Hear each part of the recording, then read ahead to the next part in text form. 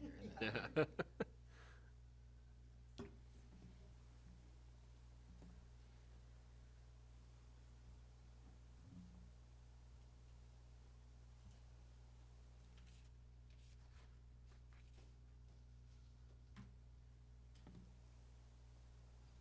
Final countdown, right? Yeah. Should play that music from the song. Jaws. Calling to order the Wednesday, May 10th, 2023 special meeting of the 39th Council of the City of Berkeley. Ms. Mitchell, will you please call the roll? Councilmember Baker, Councilmember Dooley, Here. Mayor Pro Tem Gavin, Here. Councilmember Hennon, Here. Councilmember Patterson, Here. Councilmember Villani, Here. Mayor Dean. Here. Our first order of business is the approval of the agenda. Is there a motion to approve tonight's agenda? So moved. Support. Motion made by Mayor Pro Tem Gavin with support from Councilmember Patterson. Are there any changes or corrections? Seeing none, Ms. Mitchell, please call the roll. Dooley, Yes. Gavin, Yes. Hennon, Yes. Patterson, Yes. Villani, Yes. Dean. Yes, the agenda has been approved. Please stand for the Pledge of Allegiance.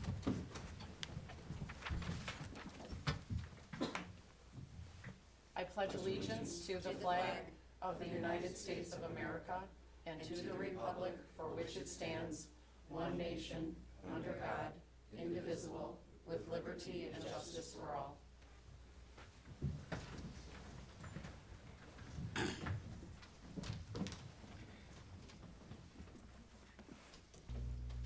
We've now come to the portion of the meeting where you may present your thoughts on issues that are not included on tonight's agenda. Council members will not engage you in discussion. If your concern needs to be addressed by a member of city staff or department of the city, please sign your name on the sheet provided on the table just outside this door, and someone will get back with you. You may speak on a specific agenda item when it's being considered. When you come to the microphone, please state your name and city of residence.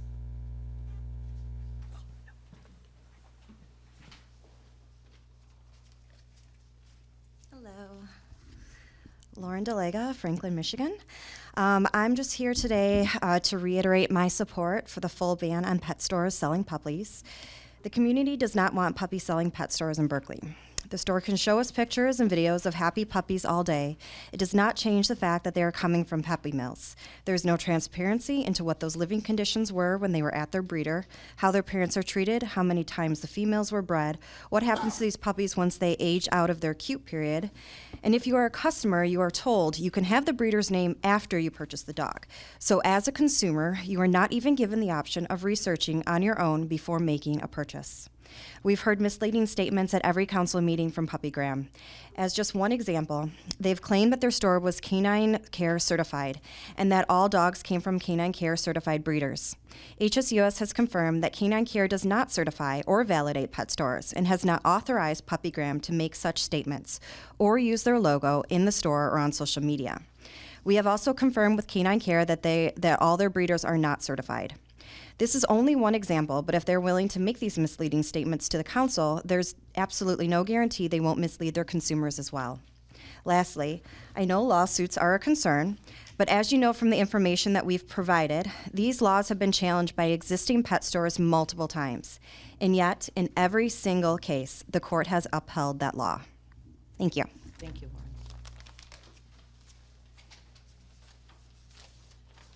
Good evening. How's it going, Kurt? 3525 Robina. I just had comments regarding the recent millage vote that failed, and there was talk now about what cuts are going to happen. Well, my first thing is, originally in the meetings that we were told that we weren't on a precipice, that cuts weren't needed today because everything was okay. It just may happen in the future, like down the road if things changed. Well, so now they're talking about cuts. Now, my concern is just regarding staffing levels, because as I mentioned in one of the sessions, the staffing levels today were a lot higher than what they were even in 2015, 2016. Like even when we had the courthouse, we had 71, and now we're in the high 70s. And to me, if you're going to talk about making cuts, the the staffing levels, I mean, I'm not talking about public safety, I'm talking about for whether it's for city management or whatever, should be more equal to what they were in 2013, 2004, 2015, before you should make any cuts to long-standing services, because I don't feel that you should have a higher staffing level to provide less services. So if we don't have a courthouse any longer, we should have seen a reduction in staffing. If you're not offering the same service out in the city, the management shouldn't need more employees. So that should be the discussion before you talk about making cuts, because I saw something like talking about Lids for Kids was going to be cut. Lids for Kids was predominantly paid for what the website says, for donations. I mean, yes, I understand there's some staffing things, but I mean, if you're cutting Lids for Kids, why aren't you cutting the water for the new water park? I mean, the splash pad. I mean, it just doesn't make sense that you're creating new services and new positions and filling those, but then talking about cutting. So I really would like to see the staffing levels for like the city administration return to 1.6 or 2 rather than 4 or 5 or 6.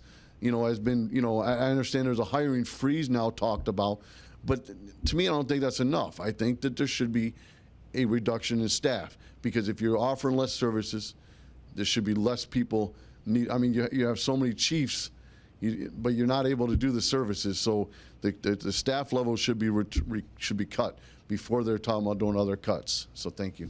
Thank you, Kurt.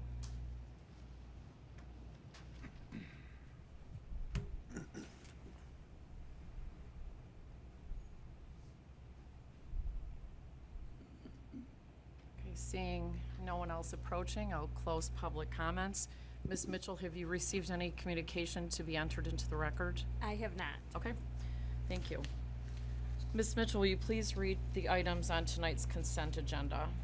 1, approval of the minutes. Matter of approving the minutes of the 39th City Council Special Joint Work Session on Wednesday, April 10th, 2023. 2, motion number M2823. Matter of approving the 2023 Summer Maintenance Agreement between the Road Commission for Oakland County and the City of Berkley. The city will be reimbursed a total of $1,680, which will be paid in 2 installments, $1,092 due in September 2023 and $588 due upon completion of the last maintenance activity. 3, resolution number R1023, matter of approving a resolution of the Council of the City of Berkley, Michigan, authorizing the West Nile virus expense reimbursement request.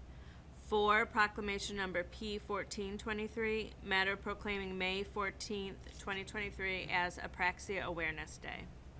Is there a motion to approve the consent agenda? So moved. Motion made by Councilmember Hennan Support. with support from Councilmember Dooley. Are there any corrections or additions? Ms. Mitchell, please call the roll. Gavin, Yes. Hennan, Yes. Patterson, Yes. Belani, Yes. Dooley, Yes. Dean. Yes, the consent agenda has passed. Ms. Mitchell, please read item number 1 on tonight's regular agenda. Motion number M2923, matter of awarding the contract for the Wiltshire Road Water Main and Road Reconstruction Project to the lowest qualified bidder, Springline Excavating, an amount of $3,199,532.66. In addition, allocate an additional 10% construction contingency and a not-to-exceed construction engineering amount of $284,860.90. Is there a motion to approve M2923? So moved. Motion made by Councilmember Hennan Support. with support from Mayor Pro Tem Gavin. Mr. Baumgarten. Thank you, Madam Mayor. So this project has been part of our overall strategy to try to address some large standing issues. It started with Harvard. Then we recently are working on wrapping up Kenmore, Cornwall. Now our next target in this program is the Wiltshire Road. This is going to be paid for by a combination of two different funds, the first of which, and primarily, is the CIP fund, or the infrastructure fund, or the roads fund. People have different names for it. But it's a direct result of the voter-approved 2018 infrastructure millage that we are able to put now into action, put it back into the community. And the other half of that is paid for through the major road funds, which are state allocations through Act 51, largely paid for by all of us through our gas tax dollars. So this is not a general fund project at all. This doesn't touch, isn't affected in any way by the current millage we paid, or it wasn't subject to any sort of impacts from the potential of the Headley override either. So this already had two different dedicated road millage funds already paying for it now. So I think Mr. Young and the HRC crew can give you a little more information on the what, but that's certainly the how. Okay, thank you. This is in my eyes, a long overdue project. If any of you, I'm sure everybody's driven down Wiltshire and Yes. you've seen what it looks like. We're moving, instead of doing a traditional full reconstruct on the whole road, we're doing half of it, new water main, entirely new road, new sidewalks, new driveway approaches, and that would be from Mortensen to Woodward. Mortensen to Coolidge would be a deep mill and overlay. That won't address the existing water main, but we don't have a lot of water main breaks on that section. Okay. That will also include new driveway approaches, some minor sidewalk repairs, maybe some minor curb repairs. But overall, we'll have a brand new road through the entire stretch. We have talked with the contractor a little bit, Spring Line Excavation. They have the materials are due to be delivered the first week of June for the pipe. Some other materials late June, and they have a tentative start date of May 31st. So it's a pretty tight timeline. We've got some notices, some draft notices already prepped that would go out Monday if it's approved, to give the residents a heads up that it's coming and what to expect, and we can start those communications. Okay. Any public comments on this agenda item? Questions or comments from council? Okay, my question is, they say that they have the materials. How do we verify that? Good evening, City Council, Madam Mayor. So this is what their supplier is telling them, and they've thus far in their other projects, because they're actually working in Huntington Woods nearby, and the material so far is being delivered when the supplier is telling them. So again, we're going by what they're being told, and we believe that it should be that first week of May for the pipe, and then again, the rest of the fittings would be the end of the month, and then the one, I shouldn't say unknown, but the one that we know is going to take longer is the structure covers, and that's in August. Don't know when in August, early, mid, not really sure. They're not given that timeline yet, but this is what they're telling their supplier, the supplier is telling the contractor, so that's the best we can go by at this point. And then how did you determine to do each section of the road in the way in which you've decided to do it? As far as from Mortensen to Coolidge? Yes. Yeah, so we always take pavement cores and soil borings on all our projects before we do a design, because we want to see what's there, number one. How much pavement do we have there? How much can we get away with milling? Because there's a certain amount of depth that you can only go before, you may end up just obliterating the whole road if you mill too much, if you don't have enough there. And then secondly, with the soil borings will tell you what kind of soils, the soil strata layers you have, and what you may need to put back if we have to do a base repair, as far as what kind of stone, type of aggregate.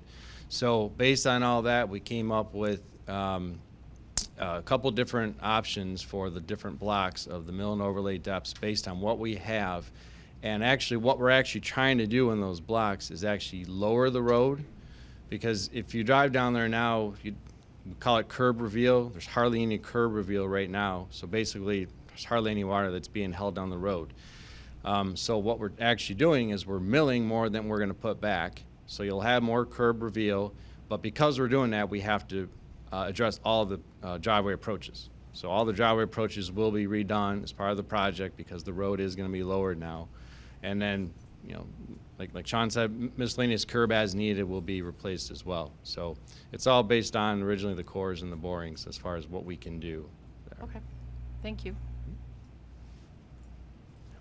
Thank you, Your Honor. Just a couple quick questions. So I know we have it here in the packet, but provided that construction does start June 1, when do you expect substantial completion by, so residents have an idea? So for the entire project, including the first 2 blocks of the water main and the full reconstruct and all the additional mill and overlay for the other blocks, what they are proposing a timeline would put them about early to mid-October. So again, you know, depends on the weather we get over the summer. You know, I mean, if we get a lot of rain days, that could push it a bit. But right now, they've have some float time in there for the delivery in case there's a couple late deliveries on items. So they're saying, let's just say maybe mid-October at this point, and that's weather permitting, basically. So. Okay, great. And then second question. So obviously, that's a very beautiful area for tree cover. And have you already done the analysis of, you know, at least an idea of percentage of trees that are going to be able to be maintained? So we're not changing the width of the road at all. So at this point, I believe there's only a couple trees that may need to come out, and that's because of the condition of the trees. And I believe, if you had your secondary arborist. We did have the arborist check those trees. There were a couple that were in poor condition, but all in all, they're all staying. Okay. Other than those few. Great. And then, if I may, the last question that I have is just on the construction engineering kind of cost breakdown. Can someone walk me through the quality control materials testing for the testing technician? I was just looking at 600 hours, and I'm just kind of curious what goes into that. So if you're familiar with, HRC we have our own lab, and we're certified with the state. And so we provide all the testing on projects, basically. So we will do all of the soil density testing for whenever they backfill any trench, the road, over a utility, whatever. We will provide all the testing of the concrete. So anytime there's concrete poured, we come out and we take cylinders. We typically take 5 or 6 each day, and we leave a couple on site to begin to cure overnight, and we take the rest in our lab, and then we do tests at whatever days we need to, 3, 7, 21 day, to get the right compressive strength. We also test, of course, all the HMA, the asphalt. So we're out there every time there's any asphalt placed. We're out there doing the nuclear gauge, getting the density and that as well. So we provide a lot of basically anything that's placed that's going to be permanent. As far as soils, concrete, HMA, we're there to test it and then take samples with us as well. So there's a lot of work that goes into the testing. And then we provide reports, of course. Sean is copied on every single report that we send out. And if anyone else wants to be copied, we'd be happy to, we provide it to the city, to the DPW, but if anyone else wants to see it, we can add you to the list. I appreciate it. Thanks. That's helpful. Thank you. Sure. Was that testing done on the concrete on Kenmore that was poured? Yes. Because I know there's some problems with the concrete there, so. So because of, remember the shortage last year. Oh, yeah. Everything, I can't tell you many projects that were not affected by that. Talk to any department, almost any company, and majority of the projects, the shortage with concrete and pipe, caused delays and caused many projects to go over into this year. At the time they did get concrete, which was late, obviously, they said we're going to pour this, and if for some reason there is an issue with the test results, which we do have a few, then they will be coming to replace those this season. So Okay. yeah, so we have the reports, we know which ones they are, and there's no way we would keep that in place. Oh, Again, no. Yeah. So And then who will be the project manager on Wiltshire? so right now we have Tom, who was on Kenmore last year, slated to do the on-site field observer management, if you will, for Wiltshire as well. Is there an alternate person that I'm could- sorry, in the office of the field? Both? So that's the field. Both. That's the field. So Tom in the field. Okay. I am still one of the main contacts for the city, as you know, but we do have Mitch Stark, who I believe some of you may have met, who kind of is the liaison between the office and the field, who will be going out to the field from time to time, or more than from time to see how things are going and report back to me if there's issues. He's worked a lot with Sean over the last couple of years. Sean's well aware who Mitch is. And then we do have another young engineer, Chris, who will basically, if there's something we have to, something happened in the field, we have to redesign a portion or we need to look at something closer, he's available to do any re-engineering on the fly. So we do have plenty of staff. Okay, thank you. Sure. Anything further from anyone? Okay, thank you, gentlemen. Thank you. Ms. Mitchell, please call the roll on M 2923. Pennon, Yes. Patterson, Yes. Valani, Yes. Dooley, Yes. Gavin, Yes. Dean. Yes. Motion number M 2923 has passed. Ms. Mitchell, please read item number 2 on tonight's regular agenda. Motion number M 3023, matter of authorizing a contract with Hartwell Cement Company, 21650 Fern Street, Oak Park, Michigan, 48237, at a cost not to exceed $495,613.80. Funds for this expenditure will come from account 614-950-974-000, 202-464-975-100, and account 592-537-974-000. Also to award engineering fees of $17,203.73 from account 202-464-821-010 and $23,660.81 from account 614-950-821-000. Is there a motion to approve M 3023? So moved. Support. Motion made by Councilmember Patterson with support from Councilmember Valani. Mr. Baumgarten. Thank you, Madam Mayor. Just a quick introduction before throwing it off to the experts. As you see from the motion, this actually affects a couple of different departments. It's a joint project. It combines a couple of different smaller projects into a larger one, which gives us a better economies of scale and gives us better prices back from vendors. For those following along the motion, 614 is your recreation revolving fund, 202 is your major streets fund, and 592 is your water and sewer fund. So this likewise is not a general fund affected project. Although, as we know, there are general fund transfers that do help supplement lane improvements in the water or in the 614 recreation revolving fund. So it is, again, this is a really good project. This is not something we are able to do often, but it's a good footprint for moving forward to get the best out of our dollars. Well, thank you for that context. Teresa. Good evening. So as the city manager stated, as the memo that you've received both from Sean and myself and HRC, there's 3 projects within 3.5 almost within what's happening here. The first one I'll talk about is the continuing walkway at Oxford Park. If you recall, we did bid this out in the fall as a single project, and we didn't get any bids back just because it was a smaller project. So then the decision was made. We had monies budgeted for walkways at JC, and then also with the project that DPW has on Coolidge to combine those. And we received 4 bids back, with Hartwell being the lowest bidder. We're excited to get this started. The engineers can talk to you a little bit more about everything that's happening. One of the things that is included is rain garden at Oxford Park. Obviously, the walkway from Oxford Road to the main parts of the walkway so that you don't have to stop when you're walking through the park was always the intention. And then we'll be working with the walkways that'll connect to the new inclusive playground at JC. And if Sean wants to talk a little bit more about Coolidge, he can do that. Thank you. The Coolidge portion of this project, I'm sure you've seen Coolidge, that walkway next to the cemetery. That's removing that and replacing that a little further from the fence. A nice new walkway and hopefully connect It's that horrible. corridor. Yeah, it is. It's really, really bad.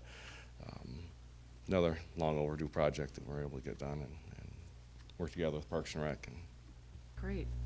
Love the collaboration on that. Any public comments regarding this project? Discussion from council. I just have, as you said, the collaboration between the departments, it not only helps showing us that you guys do work well together, but it also helps us get a better price for the project.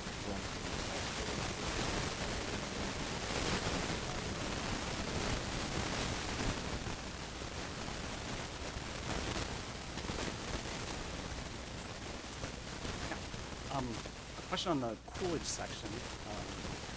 It's early. By coordinating with Roseland to see if they're going to do any improvements or trimming with the jungle they have there. That's always a difficult one. I don't think they're planning any improvements. Trimming back the fence line maybe, but nothing large scale. Maybe they are. Yeah, I was gonna say, we walked it with them.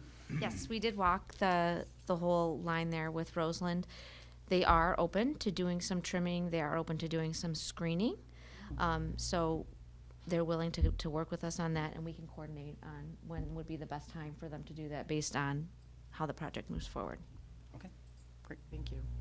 So now, more broadly with the whole project, I had considered voting against it tonight, just based on our budget constraints. But one reason was I wasn't sure how important this would be to the community until we got the communication today, indicating that for some this is going to be a very valuable project, and also weighed into it that it's already underway. While we haven't, poured anything, we've paid for the engineering, we've done the planning, and unlike the services that we're cutting that are a continual drain on the budget, this is a one-time project, that we do it, and it'll be in service for decades until it needs repairs.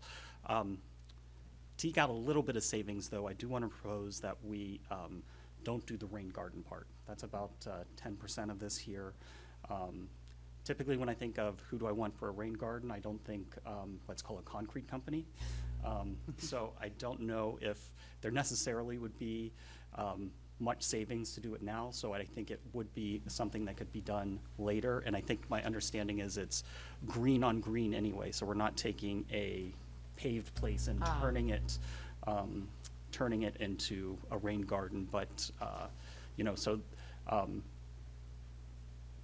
want it there eventually. I think this would be a place that we could cut back a little bit, just based on our budget constraints right now. Thank you. Any other discussion from council?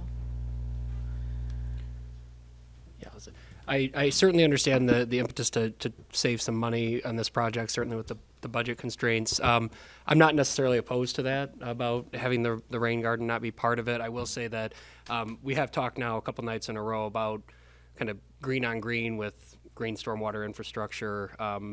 And so I think that, there are, generally with green stormwater infrastructure installations, there are flow and drainage issues that are better than when you have just solid kind of green space. So just something to think about as we go, kind of go forward. So a friendly amendment or more discussion on removing that piece of what's before us tonight? How do people feel about that? Removing it, I'm okay with removing for now. Councilmember Valani? And that money would go back into the general fund? I believe so. Mr. Baumgarten, that would, No, No. this is paid for by the 592 account. It would sit with the water and sewer fund balance. okay, so, Well, the water and sewer fund needs money I mean, too. yeah, it's not like So- it's flush. Oh my And- God, and- we're and- and not because of the huge burden with the lead service line Yes, money. So, yes. so savings there. Good point. Okay. Would you like to make a friendly amendment? Yes. I'll make a amendment I move to approve this minus the cost associated with the rain garden of approximately $50,000 from account 592-537-947-000. Nice. Support. Sorry, just one other quick question. Does that reduce any engineering costs as associated with this? Oh, good call. That's a great question. Roland Alex with HRC. First, a couple new faces up there. Eddie and I are excited to meet you guys. Hopefully we'll get to see outside the council chambers at some point. But yeah, I would expect there would be some reduction in the engineering numbers. I'd like to remind everybody, all of our figures, all of our estimates from an engineering standpoint are all not to exceed, meaning we give you an estimate and then we only bill you for the time that it actually takes. So council can do what they like. You could obviously make a friendly amendment to reduce our contract amount, but I'm here to give you my word. We would only be billing you for the time spent, and there would be less time spent managing the project when it's $50,000 cheaper. So I appreciate that. Thank you. Okay. So we have the amended motion before us. Ms. Mitchell, will you please call the roll? Patterson, Yes. Valani, Yes. Dooley, Yes. Gavin, Yes. Hennan, Yes. Dean. Yes. Motion number M 3023 has passed. Ms. Mitchell, will you please read item number 3 on the regular agenda? Motion number M 3123, matter of approving the purchase of a 2023 Ford Transit cargo van for $53,869 from Lughammer Ford utilizing the Macomb County and Mitten cooperative bids. Is there a motion to approve M 3123? So moved. Motion made by Councilmember Hennan with support from Councilmember Valani. Mr. Baumgartner. Oh, sorry. I knew it came from over there. Councilmember Julie. I sound like a man. Madam Mayor, the memo included in your packet does a very good job of explaining it. I have no further items to add. Thank you. Mr. Young. This item kind of explains all the difficulties we've been having in the past couple of years with vehicles, supplies, materials. This went before council back in June of 2021 is when we placed this order. The van that we ordered has not been built. Unfortunately, they won't honor the price from 2021 anymore. So they have a van in stock that's a little cheaper than what we ordered. Okay. And we have the ability to grab that. The equipment that we purchased, to outfit the van will outfit the van that they have in stock. It's not quite what we ordered, but it's close enough and it's a little cheaper and it's here. Okay. I like It's that. been a 2-year, Yeah. it's been an order for 2 years and it's, Okay. Any public comment on this agenda item? Discussion from council? So just to confirm for anybody listening at home, since this was arranged back in '21, once again, not impacting our current budget, given the state we're in. And a lesser cost and available right now. Okay. correct. Ms. Mitchell, please call the roll on M 3123. Valani, Yes. Dooley, Yes. Gavin, Yes. Hennan, Yes. Patterson, Yes. Dean. Yes. Motion number M 3123 has passed. Ms. Mitchell, please read item number 4 on tonight's agenda. Ordinance number 0823, matter of considering the first reading of an ordinance of the City Council of the City of Berkley, Michigan to add section 138-199 and amend section 138-32, section 138-387, section 138-388, section 138-427, section 138-428, section 138-442, section 138-443, section 138-457, and section 138-458 of Chapter 138 zoning to allow outdoor service areas as a principal permitted use and allow rooftop outdoor eating areas for restaurants and other food-serving establishments as a special use. Is there a motion to approve O 0823? So move. Support? Motion made by Councilmember Patterson with support from Councilmember Valani. I'm on it. Mr. Baumgarten? Madam Mayor, this comes to you by way of the Planning Commission, who has deliberated on this topic for many months and has held a public hearing prior to making this recommendation to you. Thank you. Ms. Kaplansky, nice Thank to you. see you. Nice to again. see you too. Good evening. So the Planning Commission has spent 6+ months going over this. What started as a simple idea to change outdoor seating from a special land use to a principal permitted use ended up being a very comprehensive ordinance that gives staff really good guidance of how to implement this in a way that favors both businesses and the adjoining properties as well. So this would allow for staff to administratively review outdoor seating areas. There are several different provisions in here located for location, time of operation, access, enclosures, street furniture, lighting, maintenance. We're requiring hold harmless agreements and liability insurance for anything located in the public right-of-way. And those would be limited to limited months if they're in the public right of way. If they're outside of the public right of way on private property, they could continue for longer amounts of time. If there's any questions, I'm happy to answer those, but otherwise we are excited to get this moving. Thank you. Any public comment on this agenda item? Discussion from council. Oh, I had one other thing. I'm sorry, Madam Mayor. No, go. I had 2 suggestions from council that were sent over. They're fairly minor, but I would intend to incorporate them in the second reading, should this be approved this evening.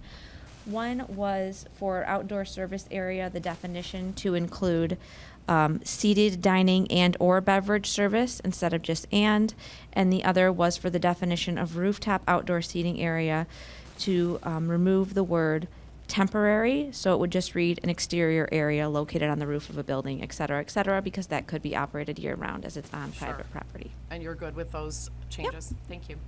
Okay. Discussion from council. I just have one thing for Ms. Mitchell. Thank you for reading that. Yeah. It was impressive, and I originally, think what if I was correct on Planning Commission, I moved to approve that and had to do the same, and I had several errors, so it haunts me to see all of those. So thank you for doing that with such grace. Well, I will mention that actually illustrates why we're looking at redoing our zoning ordinance, because many of in a modernized, streamlined zoning ordinance, much of this would just be one section and would cover all the applications of outdoor seating instead of hitting so many different sections. Very true. Thank you. Ms. Mitchell, please call the roll on O0823. Dooley, Yes. Gavin, Yes. Hennan, Yes. Patterson. Yes. Valani. Yes. Dean. Yes, the ordinance has passed. Ms. Mitchell, will you please read item number 5 on tonight's regular agenda? Closed session, matter of considering convening in closed session at the conclusion of the special meeting to discuss a confidential attorney-client privilege communication. Is there a motion to go into closed session? So moved. Support. Motion made by Mayor Pro Tem Gavin with support from Councilmember Dooley. Ms. Mitchell, will you please call the roll? Gavin, Yes. Hennan, Yes. Patterson. Yes. Valani. Yes. Dooley. Yes. Dean. Yes. Is there a motion to adjourn? So moved. Support? Motion made by Councilmember Hennan with support from Councilmember Valani. Ms. Mitchell, please call the roll. Hennan, Yes. Patterson. Yes. Valani. Yes. Dooley. Yes. Gavin. Yes. Dean. Yes. Guess I have to do officially. Okay, the Wednesday, May 10th, 2023 special meeting of the 39th Council of the City of Berkeley is adjourned.